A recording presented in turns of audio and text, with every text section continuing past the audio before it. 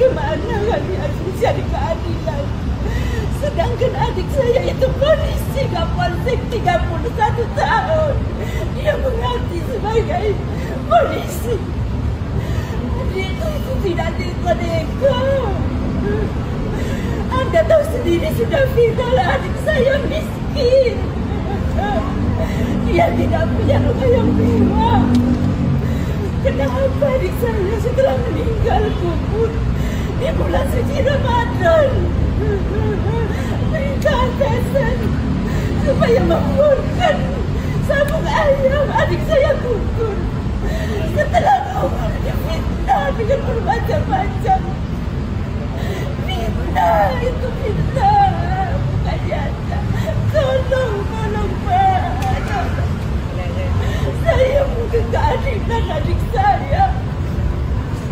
Saya minta diadili seadil-adilnya karena nyawa adik saya sudah tiada.